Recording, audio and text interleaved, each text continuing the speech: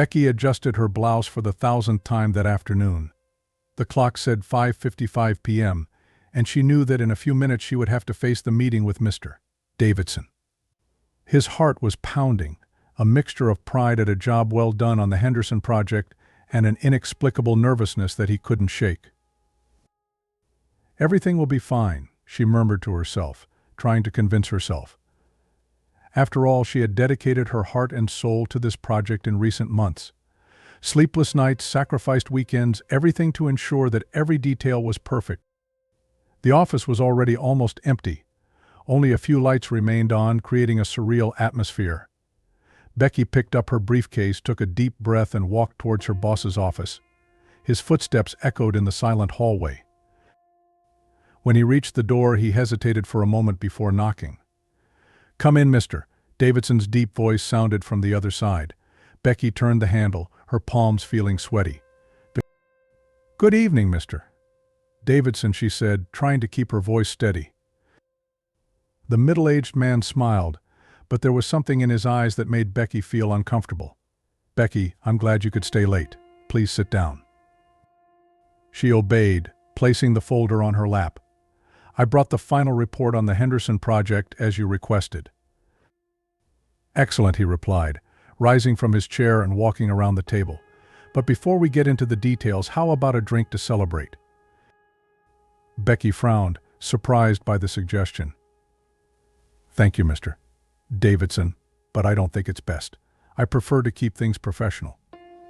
His smile faltered for a moment, but then returned, even wider. "Oh, come on, Becky, you've worked hard. You deserve to relax a little." He walked over, placing a hand on her shoulder. The touch made Becky flinch instinctively. "Mr. Davidson, I'd really rather discuss the project. Can we start with the cost analysis?" Ignoring her comment, the boss leaned in, his face dangerously close. "You know, Becky, you are a very special employee. I'm sure we could work together even more closely in the future." Becky's heart raced, now with pure fear.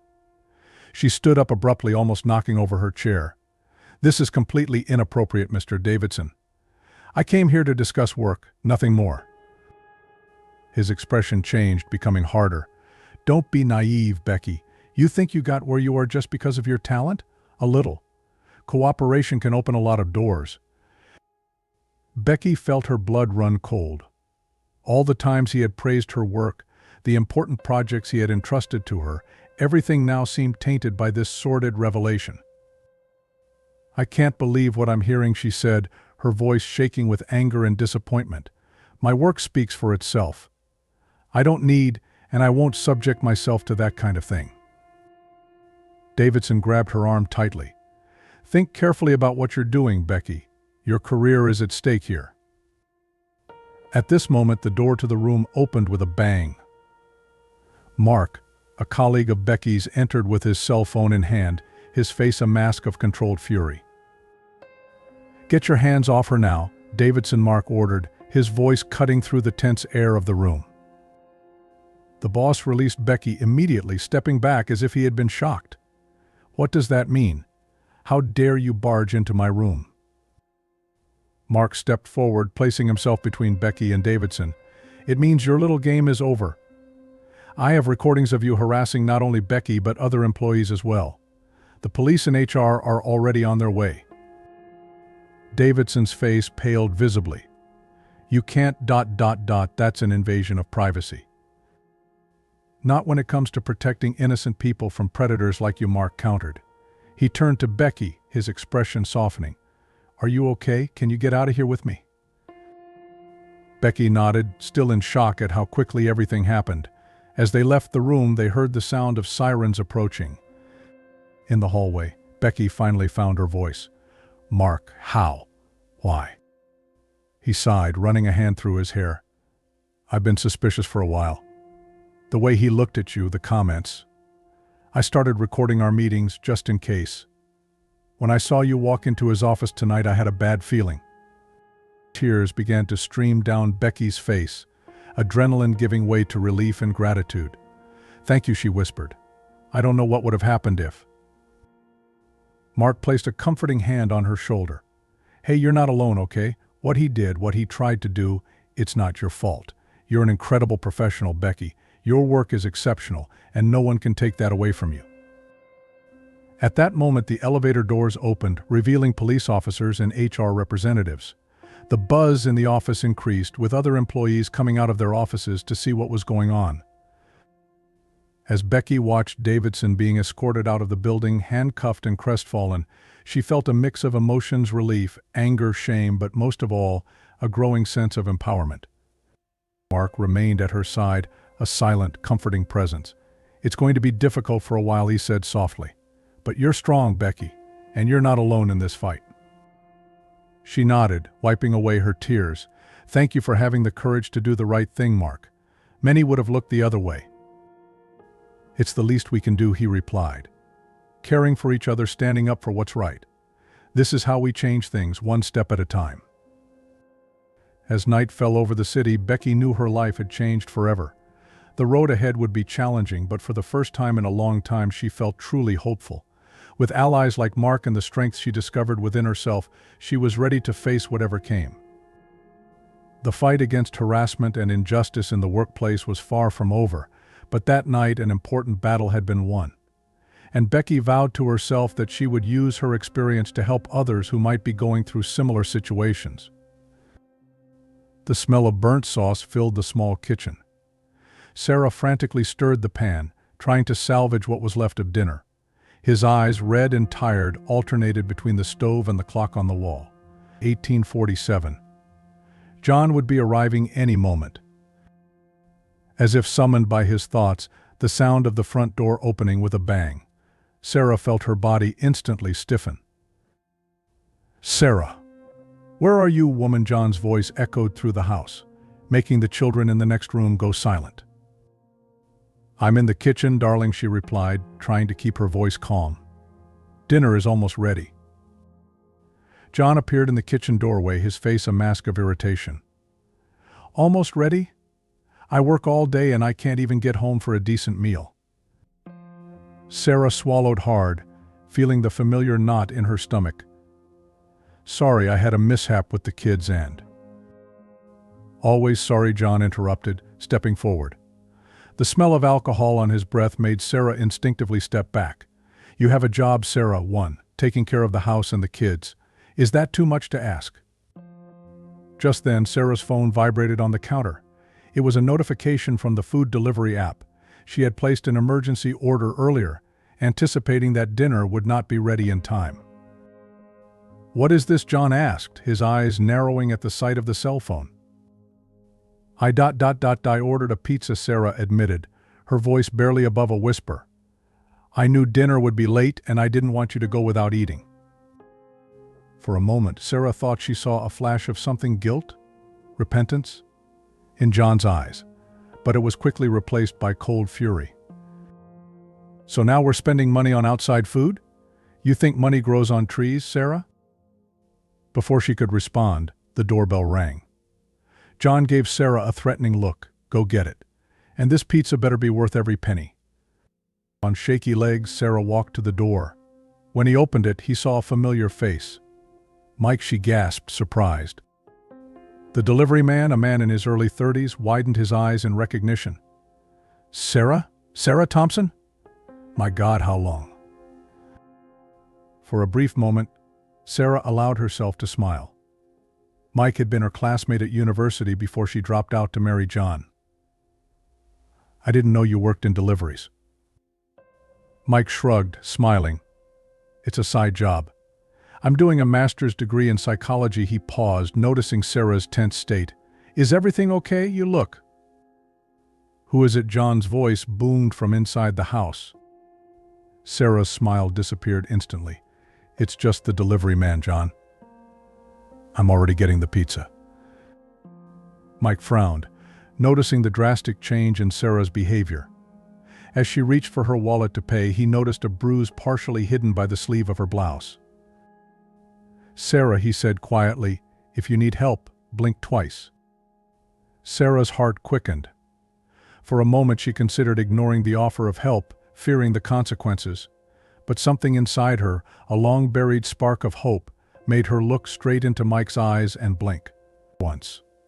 Twice. Mike nodded imperceptibly. "Well, here's your pizza. I hope you enjoy your dinner," he said loudly, handing over the box. Sarah picked up the pizza with shaking hands. "Thanks, Mike. Have a good night." As soon as Sarah closed the door, Mike ran to his car. With his heart racing, he picked up his cell phone and dialed the police. Inside the house, the air was thick with tension. John devoured the pizza in silence, glaring at Sarah from time to time. The children, feeling the heavy atmosphere, barely touched their pieces. Daddy, little Emily, just 5 years old, ventured, "Can I have a glass of milk?" John slammed his fist on the table, making everyone jump. "Pizza isn't enough. Do you want even more treats?" Tears welled up in Emily's eyes. Sarah, gathering her courage, stood up. "I'll get it for you, sweetheart." As she headed towards the fridge, John grabbed her arm tightly. "Where do you think you're going? Sit down and finish your food." "John, please," Sarah begged. "She just wants some milk." The sound of sirens in the distance made John let go of Sarah's arm abruptly. "What the hell is this?" The sirens were approaching quickly. Sarah felt a mixture of fear and relief course through her body. John ran to the window, cursing under his breath as he saw the flashing lights approaching the house. "What did you do?" he growled, turning to Sarah. "Did you call the police?" Before Sarah could respond, a loud knock sounded on the door.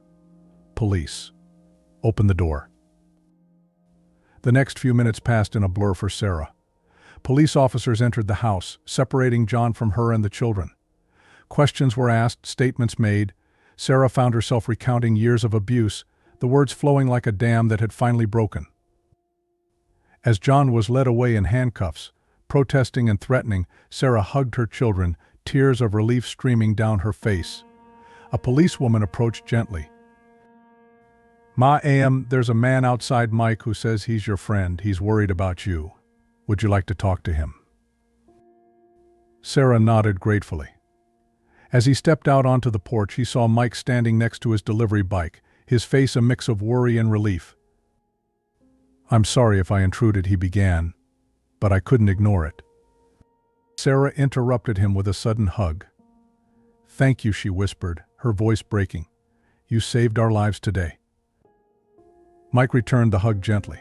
"You're strong, Sarah. You always have been. You just needed someone to remind you of that."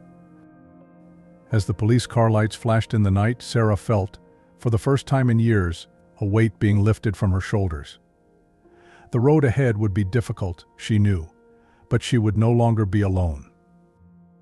"What happens now?" she asked, more to herself than to Mike. He smiled gently. Now you start living again, Sarah, one day at a time." The children joined them on the porch, their little arms wrapped around Sarah's waist. Together they watched the stars that began to dot the night sky.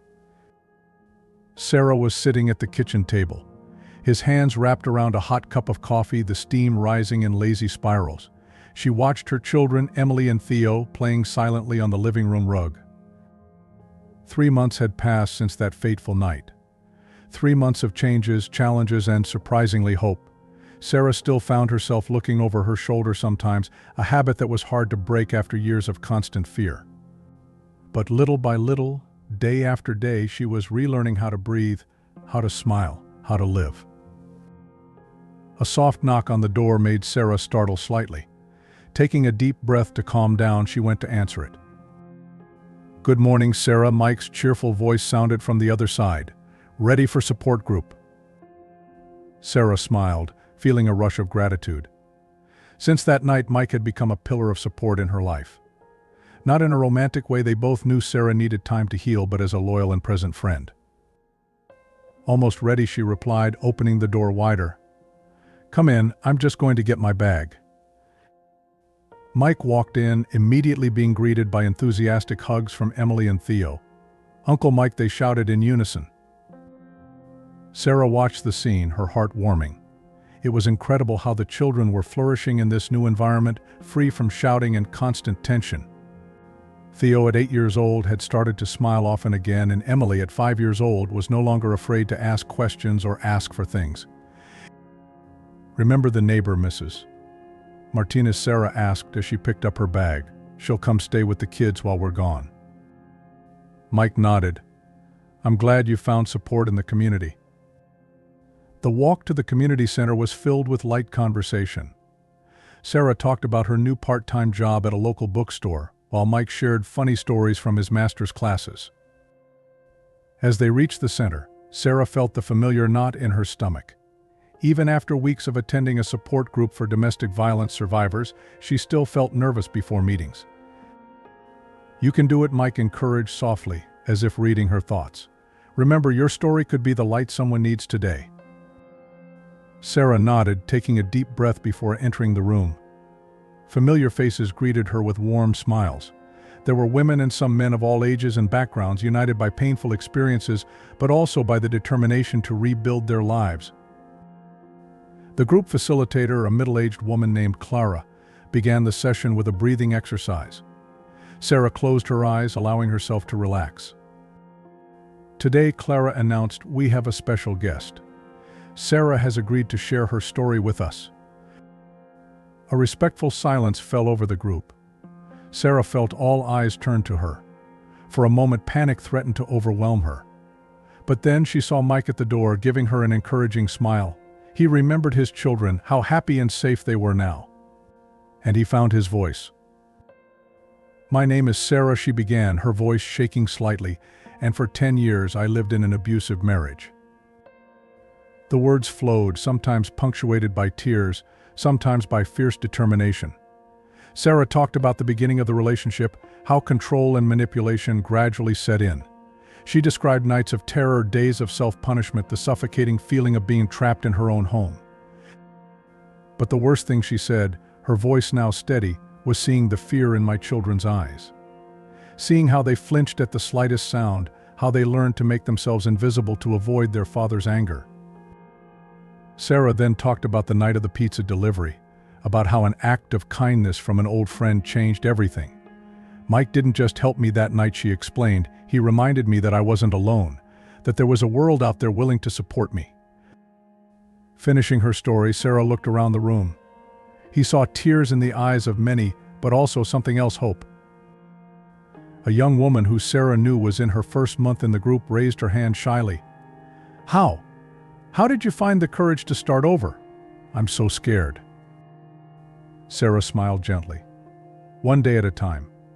At first it was difficult to even breathe without fear. But each small victory, eating a meal without anxiety, laughing with my children without looking over my shoulder, gave me strength for the next step." Another participant said, "What about your children? How did they deal with the change?" "It was a challenge," Sarah admitted. "There have been nightmares, moments of anger and confusion. But with love, patience, and professional help, they are blossoming. Yesterday I heard Theo laughing out loud for the first time in years. It was indescribable." The session continued, with others sharing their own stories and challenges. Sarah found herself offering words of comfort and advice, surprised by the strength she found in herself. At the end of the meeting, several people came forward to thank Sarah for her courage in sharing. The young woman who had asked the first question hugged her, whispering an emotional thank you. As Sarah and Mike walked back to the apartment, she felt exhausted but strangely light. "You were amazing in there," Mike commented. "See how many people you touched." Sarah nodded thoughtfully.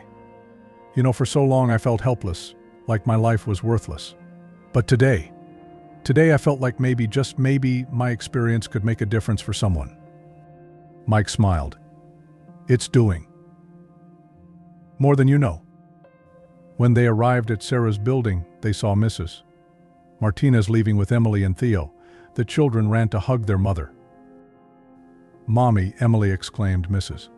Martinez taught us how to make cookies. We made some for you too." Sarah knelt down, hugging her children tightly.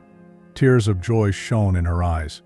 "This is wonderful, my loves. I can't wait to taste them." As they walked up the stairs, Sarah reflected on how far they had come. The journey was far from over, she knew. There would be difficult days ahead, moments of doubt and fear. But now, surrounded by the love of her children and the support of friends and community, Sarah knew she was on the right path. That night, as she savored the lovingly baked cookies, Sarah made a silent promise to herself and her children they would not just survive, but they would thrive. And perhaps through their journey they could light the way for others who were still trapped in the darkness of abuse. James adjusted his tie for the third time, his fingers shaking slightly. The elegant restaurant around him seemed surreal, an inappropriate setting for the drama that was about to unfold. He checked his watch, 7:55 p.m. In just a few minutes, his life would change forever. The last few weeks had been a whirlwind of emotions since James discovered Megan's betrayal, his wife of 12 years. The signs had been there for months, the secret connections, the work meetings that went on into the night, the sudden interest in the gym. But James, in his unwavering confidence, had ignored everything. It was a forgotten email opened on the computer that finally revealed the painful truth. Megan was having an affair with Chad, her co-worker. The words of love and plans for the future that James read on that screen had shattered his heart and shaken the foundations of his life. The sound of familiar laughter brought him back to the present. Megan and Chad walked into the restaurant, so absorbed in each other that they didn't even notice James sitting there. He watched, with a mixture of pain and anger, as Chad pulled out the chair for Megan, his hands lingering on her shoulders longer than necessary. James took a deep breath, gathering his courage. It was time. He stood up, walking to the couple's table. "Good evening," he said, his voice surprisingly calm. Megan froze, her face visibly paling. "James? What are you doing here?" Chad looked from Megan to James, confusion and then understanding crossing his face. "Wait, this is..." "The husband," James added, pulling out a chair and sitting down. "I thought it was about time we formally met, Chad." A tense silence fell over the table. Megan looked like she was about to faint, while Chad alternated between looking defensive and embarrassed. "James, I can explain," Megan began, her voice shaking. James raised a hand, stopping her. "There's nothing to explain, Megan. I know everything. The emails, the calls, the secret meetings. I know this has been going on for months." Chad sat up straighter in his chair, trying to assume a more confident posture. "Look, man, we didn't want things to happen like this, but they happened." James cut him off, his voice carrying a calm that masked the storm within. "You made your choices. Now it's time to face the consequences." Megan began to cry silently. "James, can we please talk about this in private? We don't need to make a scene." James laughed humorlessly. "A scene? No, Megan. I'm not here to make a scene. I'm here to put an end to this situation." He turned to Chad. "Did you know she was married when they started this?" Chad hesitated before answering. "Yes, I knew. But Megan said you were practically broken up, that it was just a matter of time." James felt like he had been punched in the stomach. He looked at Megan, who was avoiding his gaze. "Is that what you've been saying? That we were practically broken up?" "James, I didn't know how to deal with what I was feeling," Megan stuttered. "You were always so busy with work and Chad was there, and you decided that cheating was the best solution," James added, the bitterness evident in his voice. "Instead of talking to me, of trying to solve our problems, you chose to destroy everything we built." Chad, looking uncomfortable, tried to intervene. "Look, we didn't plan this. It happened." "Shut up," Chad, James, and Megan said in unison, surprising everyone at the table. For a moment, James saw a glimpse of the woman he had fallen in love with so many years ago, but the reality of the situation soon set in again. "You know what's ironic," James continued, his voice softer now? "I was planning a second honeymoon for us. I thought we were just going through a rough patch, that we could reconnect, rebuild." Megan sobbed, covering her face with her hands. "James, I'm sorry, I'm really sorry." James nodded slowly. "I know you feel, Megan. But feeling sorry doesn't change what happened." He turned to Chad. "You're married, aren't you?" Chad visibly paled. "Like you." "I did my homework," James interrupted. Actually, I did more than that. I contacted his wife, Sarah. The shock on Chad's face was palpable. Megan looked at him, confusion and betrayal evident in her eyes. "Are you married?" she whispered. "You told me you were divorced." Chad stuttered, trying to explain himself, but James interrupted him again. "Sarah is on her way," he reported. "I thought she deserved to know the truth as much as I did." As if summoned by his words, a haggard-looking woman entered the restaurant, her eyes red from crying, quickly locating their table. "Chad," she said, her voice thick with pain and anger. The next few minutes were a whirlwind of accusations, stammered explanations, and tears. James watched it all with a strange sense of detachment, as if he were watching a scene from a movie rather than the unraveling of his own life. Finally, when the shouting subsided and a heavy silence fell over the group, James stood up. "I think that's enough," he said calmly. "Megan, your things will be at your sister's house tomorrow. Don't come home."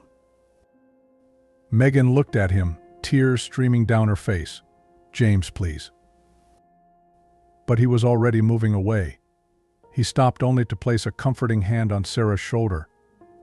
"I'm sorry you had to go through this," he said softly. Sarah nodded, a look of understanding passing between them. Two lives shattered by the betrayal of those they trusted most. James walked out of the restaurant into the cool autumn night. He took a deep breath, feeling a mix of pain and relief. The future was uncertain, but for the first time in weeks, he felt free. As he walked down the sidewalk, James reflected on the night's events. The anger and hurt were still there, of course, but there was also a strange sense of peace. He had faced the truth head-on, no matter how painful it was. His phone vibrated in his pocket. A message from Sarah. "Thank you for telling me the truth. If you need to talk, I'm here." James smiled slightly. Maybe in the midst of all this pain, there was an opportunity for a new friendship, for mutual healing. The road ahead would be difficult, he knew. There would be days of doubt, of anger, of deep sadness. But James also knew he would survive. That this was not the end of their story, but the beginning of a new chapter. As the city lights glowed around him, James made a silent promise to himself he would not let this betrayal define him or embitter him. Instead, I would use this experience to grow, to become stronger, and who knows, to one day love again.